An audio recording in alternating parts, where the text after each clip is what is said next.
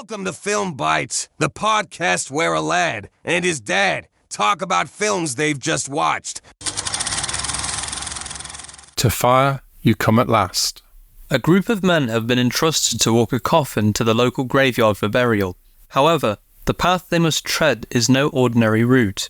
It's steeped in ancient folklore and superstitions that make many hesitant to walk it after dark. This was stunning. Wasn't it just? This is one of the most interesting things that I think we've seen in a long time. And it's gracing the screen at Fright Fest. And you just think, where have you been? Yeah. Where have you been? Because this was an absolute joy. What did you think, Jack? Completely agree. Down to the visuals, everything that was going off with the setting, the music and score was just beautifully composed. The actors were so captivating in their roles, I could actually believe the things that were happening. And the story was just so I was so engrossed in it. I was just so interested to see where it goes next. And it isn't a long movie whatsoever as well. It's under an hour, 45 minutes.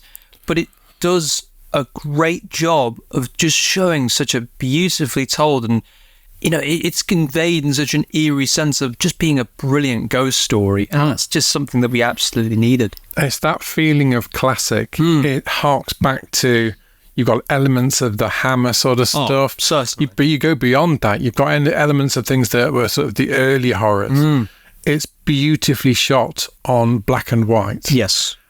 Which, for a number of reasons, is good from their perspective, because on a short budget, you're not going to necessarily be able to utilise some of the big lenses. But what they do, they have this beautiful setting and they use it extremely well. The black and white then just gives it an extra edge. And with the dialogue, which, I mean, this is a dialogue-heavy piece, there's no doubt about it. And a lot of it's quite theatrical, quite stagey. But that actually is to its benefit. Oh, definitely. Because given the setting of when it's set and the eerie nature of the story that it's actually telling, it just hits every note perfectly. There's a beautiful score that underpins it. Oh, that score stays with me even after thinking about it. It's a really good score that just captures that eeriness and that sense of dread. It's haunting. It's very much of its time as well, using the instrument. Yes. And it's just a fantastic little feature, this. We've obviously got a good little range of acting cast. Mark Carlyle from The Crown, James Swanton, The Thing That Ate the Birds. We've got Richard Roden from Survive and Harry Roebuck, and they all do a really sterling job with the dialogue that they've been given. At no point in this film did I feel that there was a lag. No. It felt consistent. Yeah. That was what was really interesting about this. At no point did I question it. And that's something that I find in a lot of movies, I do question things. There's always that nagging sense at the back of your mind. But with this one, because it's just swiftly going through the story, and I say swiftly, but it also goes at a steady pace at the same time. It's interesting because it's going quickly, but it's also steady. And it just manages to tell you this story in 4 chapters. And I love the way in which they do these 4 chapters as well. It's such an exciting way of doing it again. It reminds me of that classic theatrical views of film as well. Just seeing the build was something that I was so interested in. How it plays out as well reminds me of some classic horror movies, almost like The Smiling Man. No, it's The Laughing Man, I believe it is, which was a big inspiration of the Joker.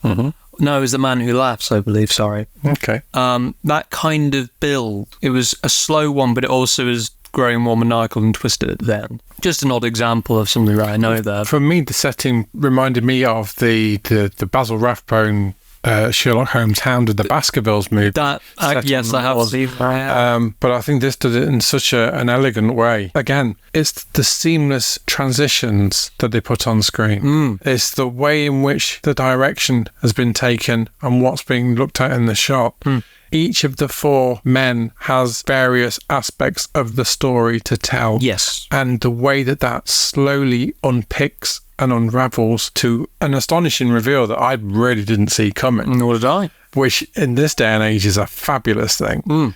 It was just beautiful. It was just absolutely beautiful in the way that that was put together. And setting-wise as well, with 4 men carrying a coffin to a graveyard. It's not particularly a narrative point that you would think of immediately. And that was what I was already finding striking. And I thought, okay, this already has me interested. The setting alone, the build, you know that these characters have something about them that's not going to be quite right. And boy, does it deliver. You might think something and you might get something right, but you won't get a certain bit right. And I think that's what you were talking about as well. We both thought, oh, okay, that was unexpected. Yeah. And boy, does it deliver. I think everything about this is just a palate cleanser from things we've seen prior. Yeah. With it being so short as well, it was just nice. It did its time well. At no point did it stagger, as you say, which is rare for movies to do that these days, because there's always a little thing you have to point out. But this just felt like a really good classic horror story, a ghost story,